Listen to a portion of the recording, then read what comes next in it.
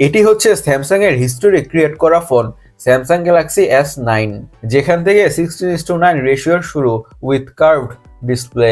What a beauty this smartphone is. এক সময়ের পুরো স্মার্টফোন ইন্ডাস্ট্রিকে হিলে রেখে দিয়েছিল এই স্যামসাং গ্যালাক্সি S9। সেই এক বছর হচ্ছে 2018, অলমোস্ট 7 বছর।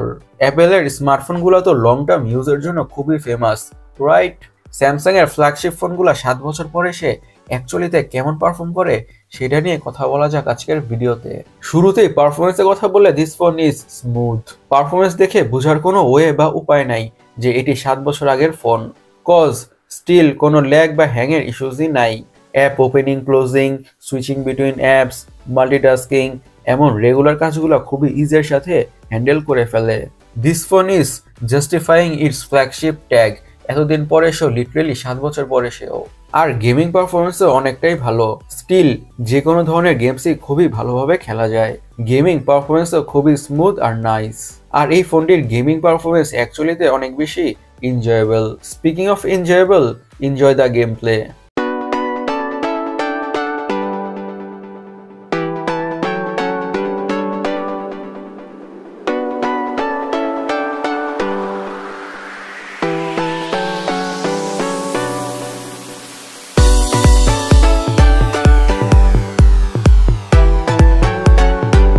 গেমিং এখনো এত বেশি এনজয়েবল এর রিজন হচ্ছে ডিসপ্লে।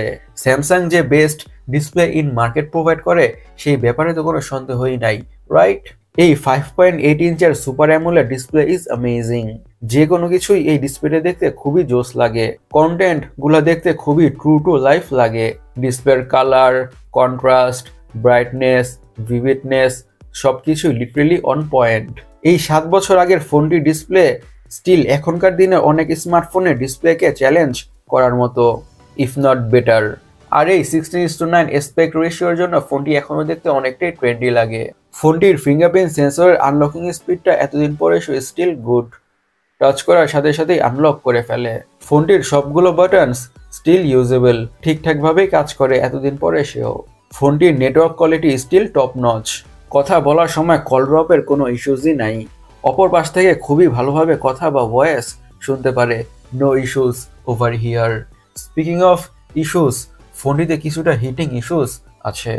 হেভি ইউজের পর বা টু বি স্পেসিফিক গেমিংয়ের পর মোটামুটি ভালোই গরম হয়। এতদিন পরে সে এটা এক্সপেক্টেডই ছিল।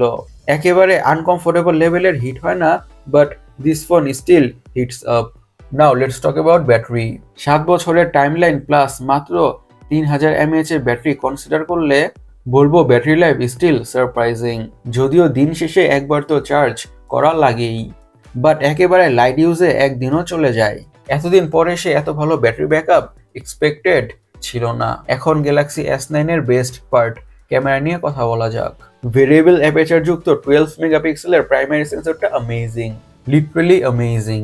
এটি বলাই যেতে পারে ফোনটির ক্যামেরা ছিল আহেড অফ ইটস টাইম। ফোনটি 7 বছর পরে still great pictures and videos capture করে।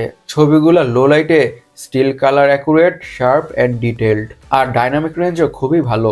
লো লাইটে S9 এর ক্যামেরা শাইন করে, যেখানে মোস্ট অফ দ্য স্মার্টফোনের ক্যামেরা লুজেস ইটস ব্রেথ। এই ফোনটির ক্যামেরা স্টিল অনেক ফ্ল্যাগশিপ স্মার্টফোনের ক্যামেরাকে কম্পিটিশন দেওয়ার মতো। ফোনটির ক্যামেরাটা এতদিন পরে খুবই ইমপ্রেসিভ। এখন একটু One UI নিয়ে কথা বলা যাক।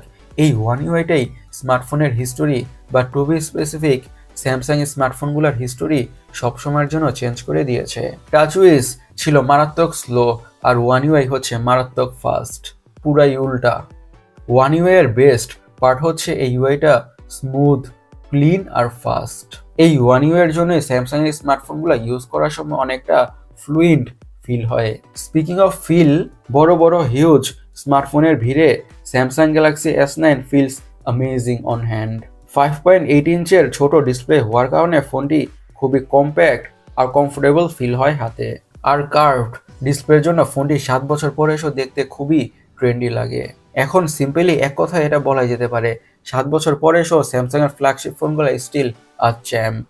গাইস, আমাদের আজকের ভিডিওটি এই পর্যন্তই। আমি সৈকত, সাইনিং আউট।